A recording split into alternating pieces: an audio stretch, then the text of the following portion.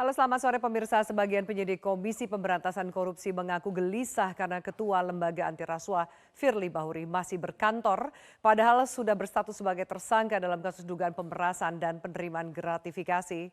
Upaya penindakan dikhawatirkan melanggar hukum jika Purnawirawan Jenderal Bintang 3 Polri itu memberikan keputusan.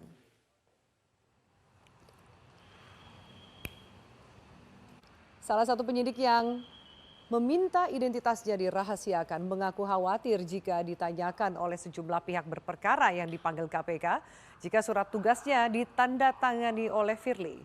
Menurutnya ramai diperbincangkan Firly menolak mengundurkan diri dari jabatannya. Ketua KPK itu juga disebut tetap memaksa untuk menjalankan tugasnya. Penyidik menyayangkan sikap pimpinan KPK lain yang tidak membujuk Firly agar tidak ikut campur untuk sementara waktu. Akses Ketua KPK itu seharusnya diputus jika terus menolak mundur dari jabatannya. Menurut Wakil Ketua KPK, Johannes Tanak, melalui keterangan tertulis, Firly Bahuri masih memimpin ekspos penanganan kasus pada Kamis 23 November 2023. Johannes enggan merinci perkara yang dirapatkan, namun ia mengklaim kehadiran Firly tidak melanggar aturan main karena belum ada keputusan pemberhentian, penonaktifan maupun pemecatan dari Presiden Joko Widodo.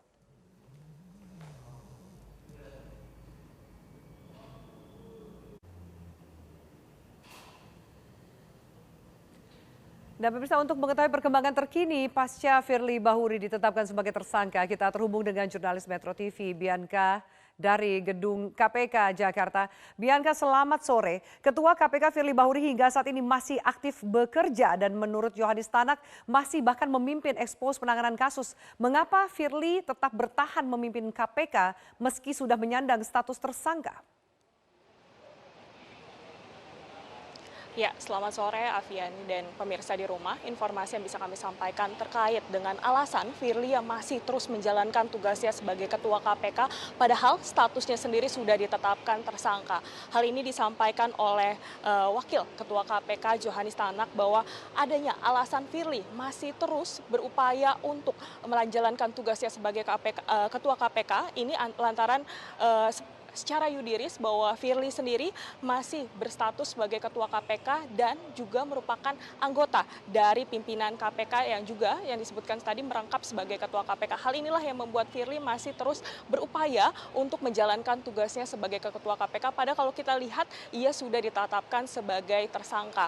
Dan sebagai tambahan informasi juga pemirsa, kalau kita lihat pernyataan dari pihak Diskrimsus Polda Metro Jaya yakni adalah Kombes Pol Ade Safri Simanjuntak menyampaikan bahwa penetapan dari status tersangka Firly ini dinilai sudah cukup lantaran bukti-bukti dan ini sudah terbilang kuat, yakni di mana alat bukti yang berdasarkan penggeledahan di dua lokasi Firly, yakni adalah di Kertanegara serta di Villa Galaxy yang sudah dikantongi berbagai bukti dan juga adanya pemeriksaan terhadap sejumlah 91 saksi.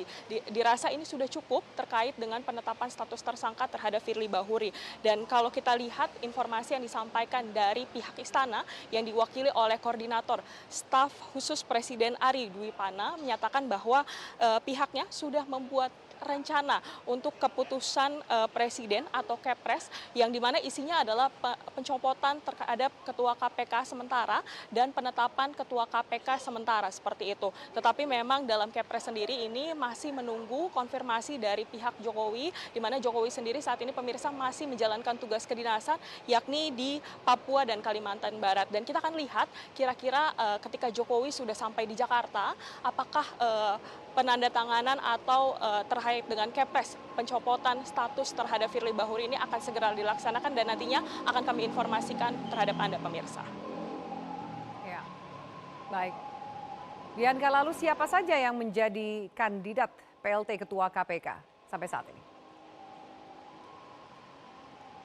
Baik, terkait dengan kandidat yang menjadi sosok yang akan menggantikan Firly Bahuri sebagai PLT Ketua KPK. Ini adalah diantaranya ada nama-nama yang disebut-sebut akan menggantikan sosok Firly ini adalah Alexander Marwata, Johanis Tanak, serta Nawawi dan Nurul Gufron. Keempat ini disebut akan menggantikan Firly Bahuri, tetapi seperti yang disampaikan bahwa ini masih merupakan kewenangan dari Presiden Joko Widodo dan kita akan lihat apakah keempat nama ini yang akan dipilih untuk menggantikan Firly Bahuri seperti itu.